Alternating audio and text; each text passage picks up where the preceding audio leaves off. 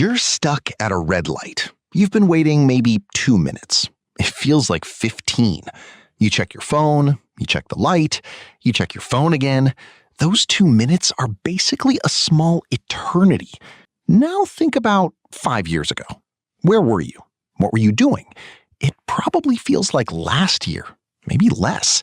Same brain, wildly different experience of time. 2 minutes can feel longer than 5 years depending on what's happening. And your brain is completely fine with that contradiction.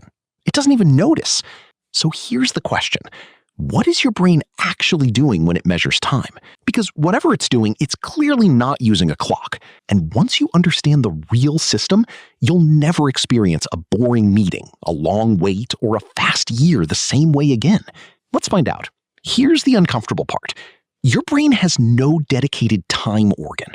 No internal clock ticking away somewhere reliable, stamping every moment with an accurate timestamp the way a camera does.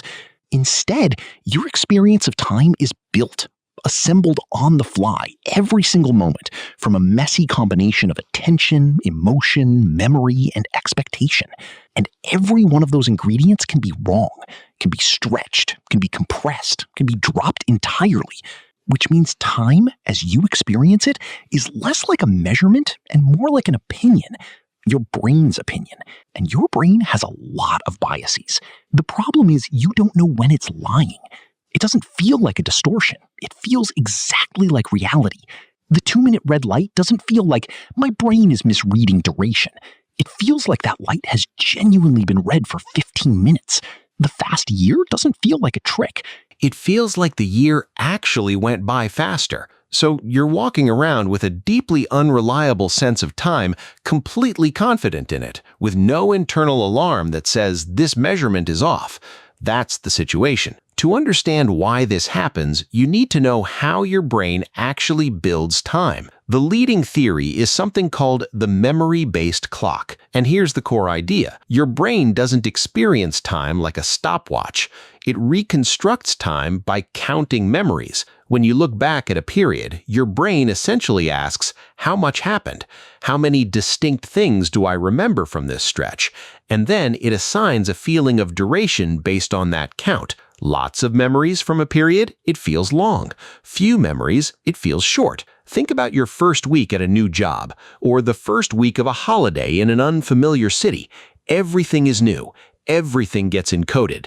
Every small decision, every new face, every unfamiliar street corner goes into memory. Look back at that week from a month later, and it feels like it lasted a long time. Rich, full. Now think about last Tuesday. Probably similar to Monday, similar to Wednesday.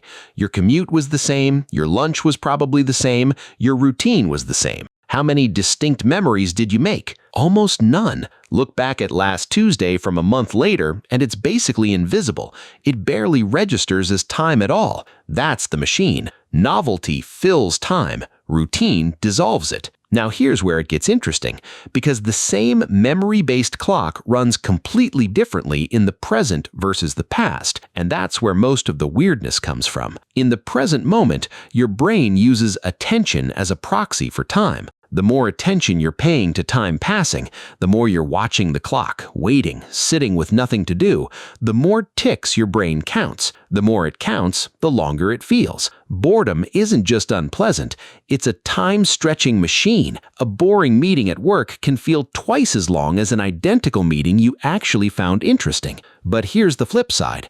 When you're completely absorbed in something, a great conversation, a problem you're deep into, a film you love, your attention isn't on the clock at all. Your brain stops counting ticks. And when you surface and check the time, you're genuinely shocked. That was 2 hours? That felt like 20 minutes. Flow state, scientists call it. Time doesn't speed up and flow. Your brain just stops bothering to track it. Now, zoom out to how you look back at years. When you were a child, every year felt enormous. Summer felt endless. A year of school felt like a lifetime. But now a year goes by and you're genuinely surprised that it's December again. Why? Because when you were young, almost everything was new. Every experience was being encoded for the first time. Your first bicycle, your first best friend, your first time traveling somewhere new, all of it went into memory, thick and rich. In retrospect, those years feel huge because they're packed with distinct memories. As an adult, especially with a settled routine, a huge percentage of your days are simply not being encoded. Your brain sees them as same as yesterday and doesn't bother storing much. Look back and they're almost gone. No memories, no sense of duration, just a blurred feeling that time moved fast. The more sameness in your life, the faster time seems to go. Not because time is actually different, because your brain is storing less. But here's the twist that should genuinely change how you think about time. Most of us try to solve boredom, the slow, uncomfortable version of time, by reaching for our phones. A quick scroll, a distraction, something to fill the gap. And it works, kind of. The boredom goes away. But here's what also happens. A scroll through a social feed is almost pure novelty-free time. Post after post blurs together. Nothing gets deeply encoded. It fills the moment and then vanishes from memory almost completely. You've just traded uncomfortable slow time for fast disappearing time. You made the wait feel shorter, but you also made that chunk of your life less real in retrospect. The same thing happens at a larger scale. A year spent mostly scrolling, mostly routine, mostly distracted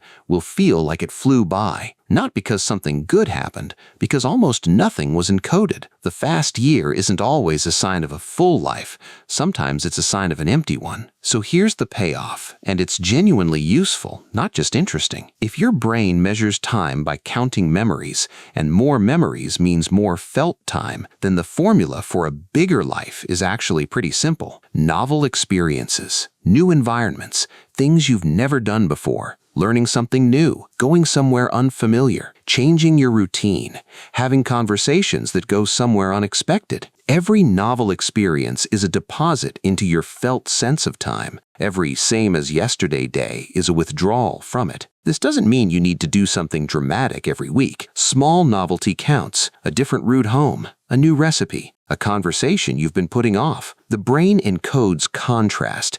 Anything noticeably different from what it expected gets a memory, and memories are the currency of felt time. And here's the other side. The moments you want to last, a holiday, a good season of life, time with someone you love, last longer in memory when you stay present and actually encode them. The phone down moments, the just looking around moments, they're not wasted time. They're the moments that make time feel real when you look back. So the next time you're at that red light feeling like time has stopped, here's what's actually happening. Your brain, with no novel to encode, has switched into high attention to time mode, and every second is being counted manually. It's not a malfunction, it's the system working exactly as designed. And the next time December arrives and you think, where did this year go? It probably went into routine, into distraction, into same as yesterday. The good news is the system runs in both directions. You can't add hours to the clock, but you can add memories to the year. And memories are what time is actually made of inside the only clock that matters. I'm the Stick Sage, and I hope this year feels long